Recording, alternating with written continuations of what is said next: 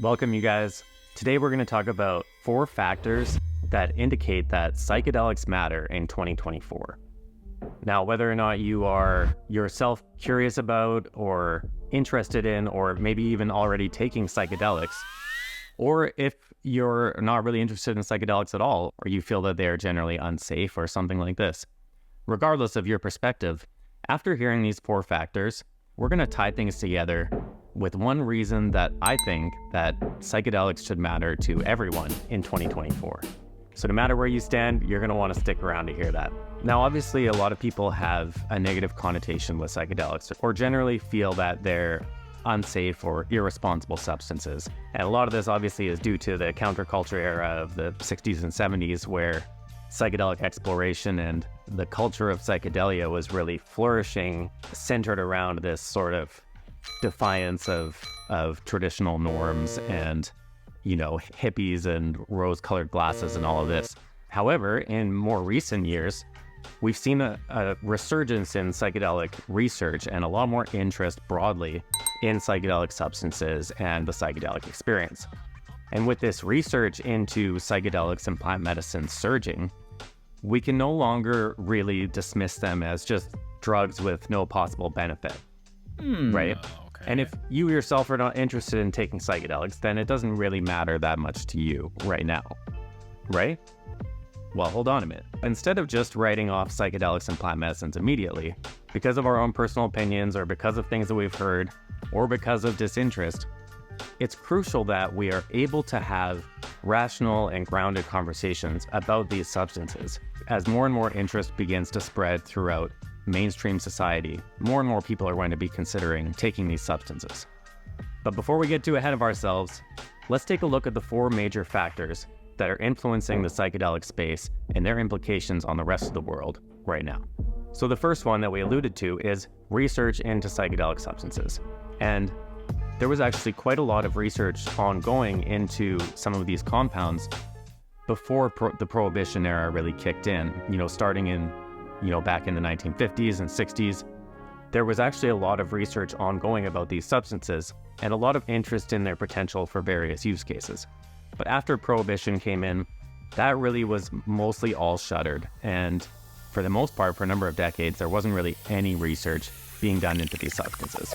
Most of these substances were now classed as a Schedule I drug. And so even if a research institution had a desire to study one of these substances, there would be no way to acquire funding, to acquire, the permission to create or obtain the substance itself. And there were all of these roadblocks that prevented any type of research from going on. There were some people working behind the scenes for decades. Some of you are probably familiar with organizations like MAPS, Multidisciplinary Association for Psychedelic Studies, who are really responsible for doing a lot of the grunt work in terms of getting some testing going and some research going into substances, specifically like psilocybin and MDMA. And they went through all these really difficult processes for a couple of decades. But now, we've seen both psilocybin and MDMA given breakthrough therapy status by the FDA in the United States.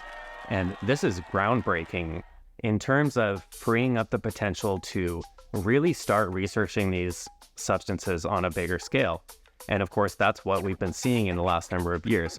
Not only is there a lot of research in the venture capital community, but there is a surge of growth in educational institutions creating research facilities dedicated specifically to studying these substances. And you may have heard already about some of the studies that have been ongoing that are showing substances like psilocybin and ayahuasca to be potentially really helpful in treating a range of mental health applications, addiction, PTSD, anxiety, anorexia, these types of things. But actually the research that's ongoing is much broader than that. So there is a wide range of different medical applications that are being looked at with these substances. This surge in research has already been bringing a lot of new and exciting developments in this field, and we can expect to see that going forward in 2024 and onwards. So the second factor that is obviously a result of the first factor is that we're going to be seeing more and more representations of psychedelics and plant medicines in the media. And this includes news media. We've already seen, some organizations like the New York Times. We've already seen a number of publications like The New Yorker and The Guardian start to cover psychedelics regularly and in depth. And this has been ongoing for a number of years. We're going to continue to see that growth in news media, as well as the growth in popular culture, in movies, in TV. People are going to be hearing about psychedelics on their podcasts, on YouTube, and people are going to be more and more exposed to different perceptions and ideas about these substances. And as we know, when it comes to not only popular media and, TV shows and movies and all of this, but also news media, oftentimes when it comes to scientific research and especially topics that are becoming trendy or very interesting, the tendency to portray the insights from research and things like this in a less than accurate way is not uncommon. We often see this sort of embellishment of the truth, when it comes to scientific research. How many times have you seen a clickbait headline about the damage that caffeine is doing to your body, only the next day to see the same type of thing about how beneficial drinking coffee is for your health? We get this sort of selective hearing type of result from news media as it takes little pieces out of various research and inconclusive bits here and ideas here, and theories here, and repackage it as this new truth so that everybody will click on it and find out all about their perspective. So we can expect to hear and see and come across a lot more conversations about psychedelics, psychedelic research, plant medicines, and all of this type of thing in the media in the next year. Now, the third factor is that we're also going to see a continued growth of for-profit psychedelic companies. Okay, and Psychedelic Knapsack is an example of that, and we'll get to that more in a minute. We're going to see psychedelics and plant medicines enter the free market, enter the capitalist economy, and there's going to be various approaches to this. So we've already seen some companies, Compass Pathways is a good example. Big pharmaceutical companies who are interested in developing new drugs based off of some of these compounds are already submitting patents for synthetic recreations of psychedelic molecules that are found in natural substances. For example, psilocybin being the active ingredient in magic mushrooms. This is one of the compounds that is really focused on recreating synthetically, and there are a number of patents for these new synthetic compounds already applied for. And so why this aspect is important is because for a lot of people, the idea of patenting natural medicines raises a lot of questions about equitable access for everyone to natural medicines in the future, right? And of course, it also raises questions about adequate representation, engagement, and compensation for Indigenous peoples wherever that is relevant. For example, if down the road we were to see substances like ayahuasca being studied in this way and drugs being made to replicate the effects of ayahuasca, then it would be important to have Indigenous people engaged in these conversations. But at the moment, what we're seeing is a lot of psychedelic companies really rushing to get as many patents in as they can to kind of get that first mover advantage in the market, because these companies want to not only develop these drugs, but to do so, they're going to need a lot of funding. And so by showing that they have patents for various substances, and some of these substances they're already studying and getting FDA trials done and all of this, then it's going to be easier for them to get big money in their fundraising, and that will enable them to really scale these projects, right? But it's important that people are aware of these things going on, because we don't want to run into a situation where this has already gone past regulators and patents are already delivered and everything before the public is even aware that there's potentially a concerning situation here in terms of equitable access for everyone in the future and seeing the rights of Indigenous people honored and their traditional wisdom honored. But of course, these aren't the only for-profit psychedelic companies that we're going to be seeing. And perhaps you've already come across psychedelic-oriented companies in, this could be media companies, it could be, psychedelic integration, could be related to psychedelic culture. There's a whole range of businesses oriented towards the psychedelic space that are popping up left, right, and center. And many of these businesses are legitimate businesses with really interesting and innovative and useful products and projects that they're offering. But of course, whenever there's excitement about something new and it's emerging in a different way, there's also opportunists, there's also big risks. And we see that in YouTube as a good example. In YouTube, it's important to understand that YouTube has a big bot problem and a big spam account problem, and certain keywords and things like this are targeted by these accounts. And so in the case of accounts who talk about psychedelics, for example, like this channel, Psychedelic Knapsack, it's not uncommon to have a lot of spam comments from people trying to sell drugs online, which really just means take your money. Or even worse, to create an account that looks like Psychedelic Knapsack, maybe it's Psychedelic Knapsack TV or something like that. And they're offering, different things to try and get people to send them money or send them information or get them hooked in some way. And these types of opportunists are going to be everywhere. If you live in Canada, as I do, in the last year, you probably noticed a lot of advertisements going around the internet for buying drugs online. If you have ever searched any of these topics or anything like that, then you probably started getting ads for places to buy magic mushroom chocolates and things like this, because there was a huge surge as people saw an opportunity and interest in psychedelics, and with a crossover of, not even a gray area in legality in Canada, but just kind of a blind eye being turned from authorities, that people took advantage of this and started selling these things online. And some of these actually were selling legitimate products, but it's still absolutely illegal. And you never know what you're getting if you're buying something like that online.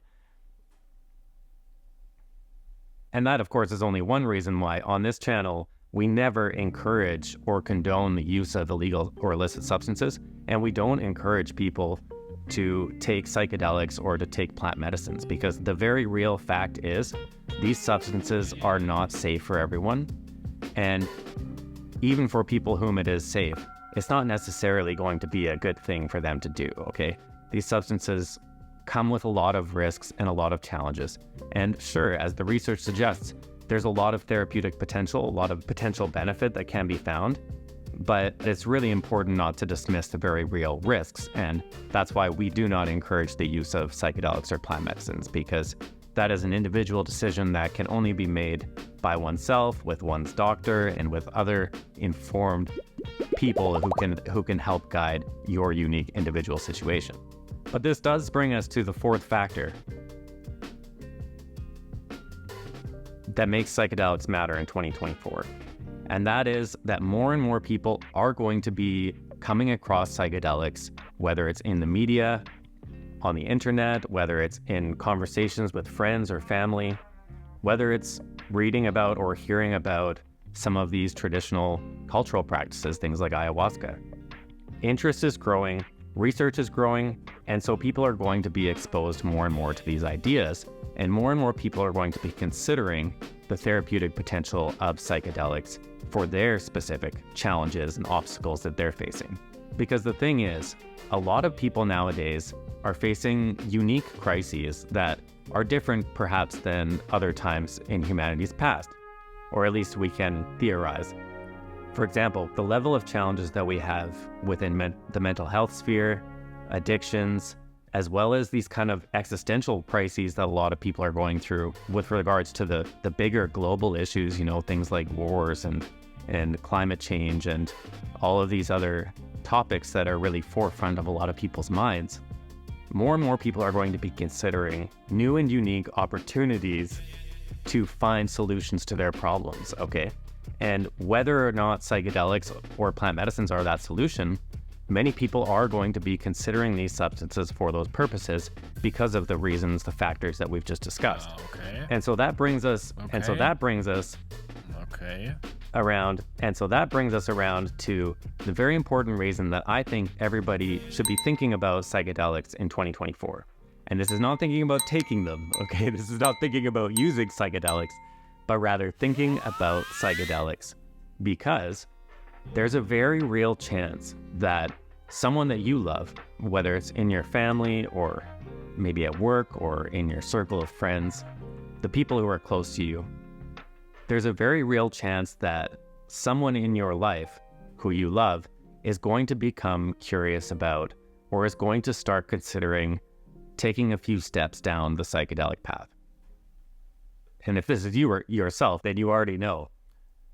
But this message is particularly important for those who are not necessarily interested in psychedelics themselves, or perhaps they have very specific views about psychedelics, views that don't encompass the current scientific perspective on psychedelics, which is that a lot of these substances are actually relatively very safe for a healthy, normal human physiology.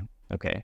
This message is especially important for those people because if someone in your life decides to start experimenting with psychedelics or with plant medicines, the reality is that at this point, despite all of the research, despite, psilocybin being labeled as a breakthrough therapy in the States and this type of thing, despite all of this momentum within the psychedelic space, the fact is that for the next number of years, anyone who is going to take part in a psychedelic or plant medicine experience, not anyone, but the large majority of people will be doing so in either an illegal context, so in an underground community somewhere in a country where it's not legal, or they're purchasing these substances from an illegal source in order to take them in a place where it's not legal, or they will be traveling somewhere where it is legal maybe, but then still running into a widely unregulated field where, despite it being legal, there are no real other protections in place for those people.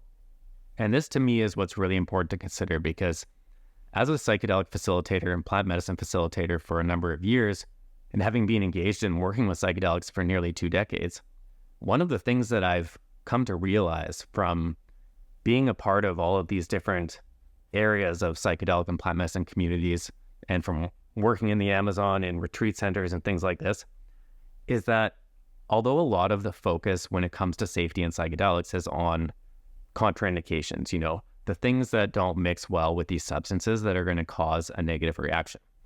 But the reality is that most of the harms that come out of psychedelic and plant medicine use is not actually related to the substance itself. It's related to the setting that it's taken in and the people that it's taken with, okay? And this is really important to consider. Anyone who is going to take part in a psychedelic experience is going to go through some level of risk in terms of navigating these communities and the people and places that are necessary to engage with in order to acquire and use these substances, right?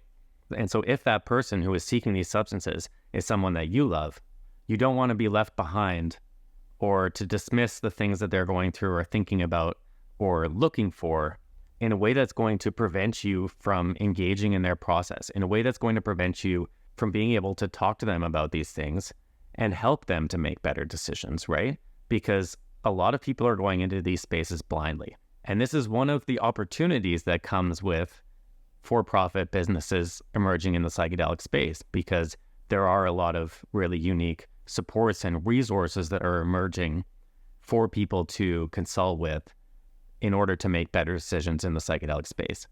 But the fact is, the biggest support that we can have is our family and our loved ones, and our friends to be there for us, right? And so if we are that loved one who is on the outside of somebody going on a psychedelic journey, then we want to be able to maintain that connection so that we can help them to know if anything's going wrong, or to be there for them if they do encounter any of the unfortunate negative outcomes that do occur in psychedelic and plant medicine spaces. So if that person happens to be you, in a moment I want to take a second to introduce Psychedelic Knapsack YouTube channel a little bit more thoroughly. But I just want to say that this is the first video we're posting on our channel, and it's so great to have folks here, both who are interested in psychedelics or who are perhaps already exploring the psychedelic experience in plant medicines, as well as people who are maybe on the outside of that world, or even perhaps who really feel a little bit suspicious or distrustful of those things. It's really important, as we mentioned in the beginning, that we can have open and balanced conversations about these things. And so if we have very firm opinions that may or may not be true, now might be a good time in 2024 to kind of freshen up our understanding of psychedelics so that when these conversations do arise in our personal lives, we can approach them in a way that is going to keep us engaged with our loved ones. And since this is the first video ever posted on the Psychedelic Knapsack YouTube channel, it's really only my loved ones who I anticipate that will see this. So whatever your stance on psychedelics, if you don't already know me and your personal life, then please drop a comment down below. Let me know where you're tuning in from. Let me know what you think of this content. And I'd love to take a moment to introduce the Psychedelic Knapsack a little bit further. So Psychedelic Knapsack is a harm reduction company. Our focus is on providing very simple, down-to-earth harm reduction information for people who are engaging in psychedelic experiences or in plant medicine experiences, okay? The tools and frameworks and everything that we explore in our products are really designed to assist people who are navigating these worlds right now, because the challenges that people face in psychedelic communities and plant medicine communities right now are very unique. And it's important to have context about those spaces before going into them so that you can make good decisions. And that's the foundational idea behind which Psychedelic Knapsack was created. Like I mentioned, we don't encourage people to use psychedelics or plant medicines. There are a lot of very real risks, and they're not safe for everyone. But we do understand that people are going to make decisions of their own accord, whether or not they have the right information, whether or not they've thought through it. For whatever reason people have, they're going to make their own decisions. And the way we see it is that people who are choosing to take psychedelics and who are choosing to take plant medicines in this time in the world, they could really benefit from having some good information, from having some good context going into these spaces, and really understanding the risks and the potential benefits and how to approach these experiences in a way that is going to cultivate those benefits rather than set them up for being taken advantage of or manipulated, or something like this, or just becoming really confused and lost when they don't find what they're looking for. It's our belief at Psychedelic Knapsack that we have that information. Because of our experience facilitating psychedelics and plant medicine retreats, our experience working in festival communities, all of this range of experience that we have combined with the research that we are able to do, we believe that our products are capable of greatly reducing the harms that are occurring in psychedelic and plant medicine spaces right now. We believe this because this is specifically what they were designed for, okay? And this is going to be a good moment again to mention that Psychedelic Knapsack is a for-profit psychedelic company, okay? We're a harm reduction company, but we are not giving away our resources for free. Obviously, this YouTube content is free, and there are some free resources available, but the core products that we're offering, things like the Ayahuasca Explorer's Guide, these products are really designed for people who are taking these experiences seriously, right? If they weren't taking these experiences seriously, they wouldn't be purchasing a course, they wouldn't be buying a PDF online or any of these types of things, right? But it's the people who are willing to take that extra step to ensure that they can stay safe, to ensure that they can go in with grounded expectations and knowing what to think about. Those are the people who are going to benefit the most from our products. And many people ask the question, well, if you're really focused on harm reduction and bringing about change, then why charge money? Why not give away these resources for free? And that's a fair question. But the fact is, there is a wide range of free harm reduction resources online, as well as in communities and at events and various things. There's a lot of incredible work being done by nonprofits and other organizations that are dedicated to harm reduction and to providing free resources for people to make better decisions.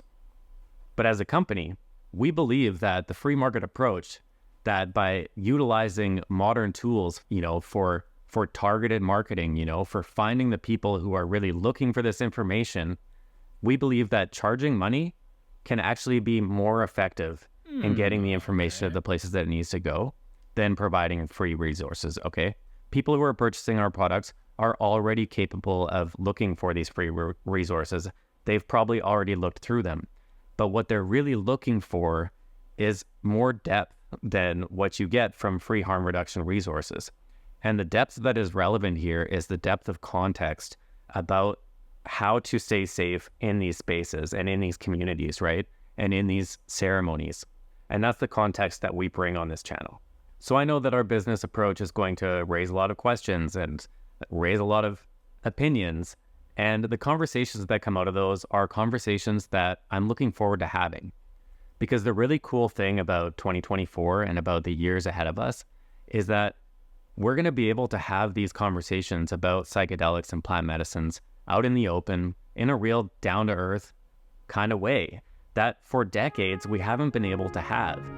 And it's really beautiful to have the opportunity to start having more open conversations about these things, because there are a lot of people who have been exploring these substances for a long time and often run into challenges within their family or their friend group or wherever else in their community about trying to relate to people about these experiences. And so we're really excited to be having some of those conversations on this channel. And we want people to share their opinions and share their thoughts. As long as they're offered up in a kind and respectful manner, we don't accept harmful or hurtful comments on this channel. But as long as they're offered up in a nice way, then we're going to consider those, and we'd be happy to engage in those conversations. Because the questions of our community are ultimately the questions that are most important to us as a business.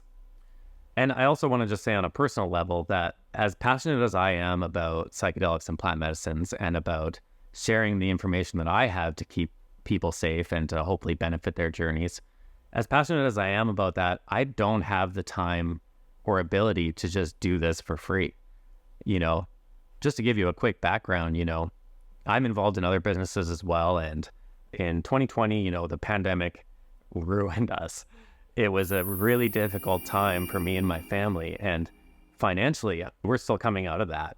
And so when the folks at the Psychedelic Knapsack approached me about taking this position of being the face of the YouTube channel and helping them to create these products, they hadn't told me that this was a for-profit business. I don't think I would have been able to accept the offer as much as I may have wanted to. But after hearing their perspective and stance on how an online marketing approach can really serve the core goals of Psychedelic Knapsack, which is to greatly reduce harms in psychedelic and plant medicine communities, it made a lot of sense to me. And it's certainly an experiment that I'm looking forward to exploring through this channel. But I just wanted to draw attention back to the fact that we are a business. We are in this for profit because we will be using marketing language. We will be using clickbait titles, and all of these things because they are what work right now in the online marketing space to reach your target customers. And ultimately, we want to get this information to the right people, and we're going to use the tools that are going to work. And get used to clickbait titles because they've been around for a while and they're going to be around for a while, and it's because they work. The important thing, and the thing that we want to focus on in this channel, is that whatever promises are made in a title or in a description, those are always going to be delivered on in the product, because we believe in the importance of providing the value that we're offering. And although we are going to use the marketing tools and language that are available to us, we're not going to abuse those tools.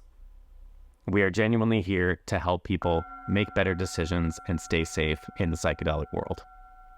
So on this channel, we're going to be putting out a lot of content this year, really focused on various aspects of safety with psychedelics. We're going to be focusing a lot in the beginning on content about ayahuasca and psilocybin. Those are going to be kind of the primary focuses in the beginning. And of course, we're going to expand from there based off of our plans as well as based off of the preferences of the community and the people who are following this channel. So if you didn't already, please subscribe. I think we're going to have a lot of fun on this channel, and I think that we are going to cover a lot of really important topics and provide a lot of value to our listeners. So thank you so much. If you've made it to this point in the video, you are a hero, and I really appreciate you, and I hope to see you soon in another video.